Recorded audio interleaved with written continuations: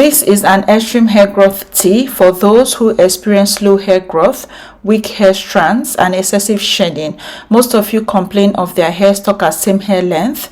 Please, this tea is for you. This hair tea is a goodie using 4 very powerful Ayurvedic herbs. I love it. My hair loves it. My scalp loves it. I can't wait for you guys to make it and give me a feedback. We spray it on our hair, scalp, and areas of concerns 2 to 3 times weekly.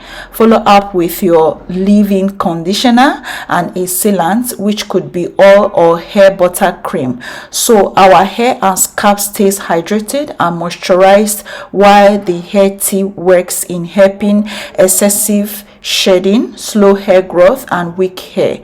Welcome to the channel. My name is Dimma. Give this video a thumbs up and watch to the end as to get all the instructions. To begin, grab a jar. Make sure your jar is well sterilized, or any apparatus to be used, make sure it's well sterilized.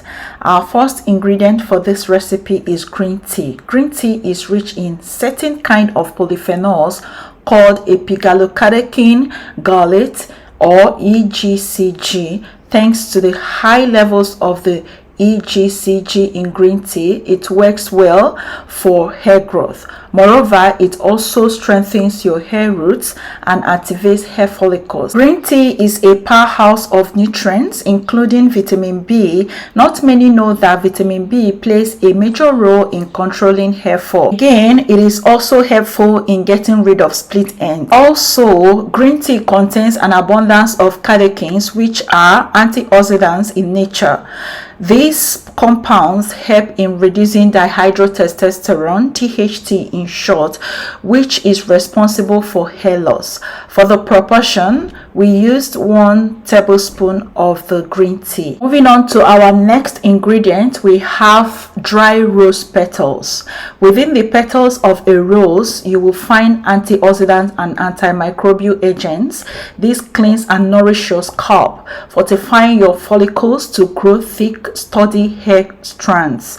Rose petals also serve as a potent natural conditioner, moisturizing your tresses and preventing potential outbreak of dandruff. The proportion, I measured out 1 tablespoon of the dried rose petals into the jar. If you don't have dried rose petals, please, you can use the fresh one, but in that case you have to boil the ingredients. Moving on to our third ingredient, I have clove buds. Cloves contain high levels of antioxidants and nutrients that can add to the growth and strength of your hair. They can be used for protecting the scalp from dandruff, which is actually a major cause of weak and thin hair. Cloves also contain anti-inflammatory agents, which further help in hair thickening. Again, for the proportion, I measured out a tablespoon of the clove buds into the jar. Our last ingredient for this recipe is hibiscus flowers. Hibiscus makes your hair strands firmly rooted. The active ingredients of hibiscus flowers and leaves are flavonoids and amino acids that nourish your scalp and hair roots. Hibiscus also stimulates your hair growth, deeply conditions your hair strands, prevents dandruff and itchy scalp. They delay hair graying and prevents baldness. For the proportion, we are just going to make use of 4 flowers of the dried hibiscus. Whenever you're using hibiscus in your hair teas, always have it at the back of your mind that hibiscus flowers can be staining, especially the dried ones, so you use less of it to avoid it being too concentrated. Next, I poured about 500 ml worth of hot water into the jar. Allow this to steep for 12 hours, and after 12 hours it must have cooled down completely and ready for sieving. For the sieving process, I make use of the clear bowl and a strainer to collect my hair tea. Trust me, this is a very simple recipe. If you have all the ingredients readily available in your kitchen, just go ahead and brew and use. So after sieving, this is ready, except you want to add some oils for sleep.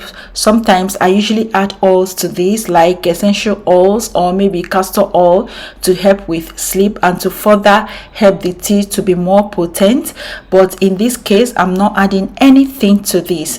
So I transferred to my spray bottle and it's ready for use. If you're using this as a leave-in treatment, which I highly recommend you use it as a leave-in, please spray on your hair and follow up with your leave-in conditioner and seal with your hair growth oil or hair butter cream. That way it keeps your hair hydrated and moisturized for long without you having to do this every day. Always have it at the back of your mind that you shouldn't do this every time, because too much of it is not good.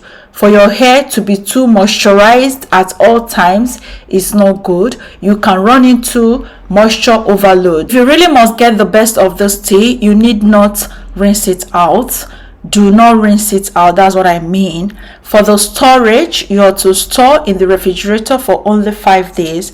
After 5 days, discard and make a fresh batch if you really want this to work, because after 5 days it starts to lose its potency.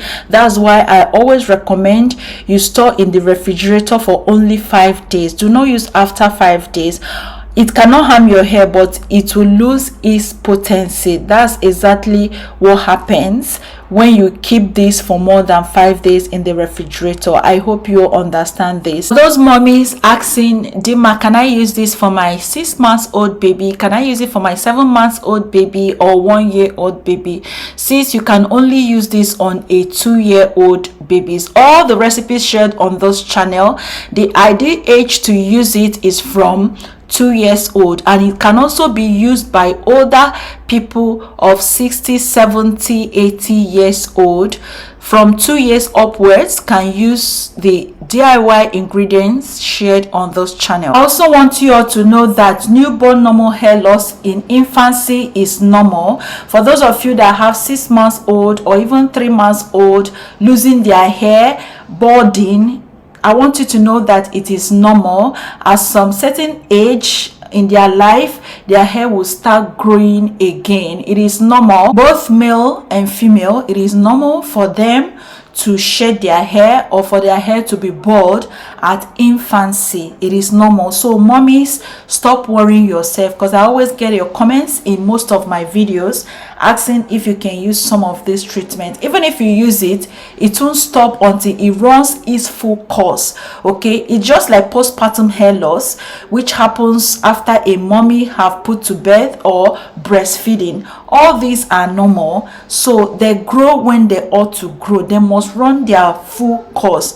Nothing can stop it. You can only minimize it, but it can't be totally stopped. Thank you for watching.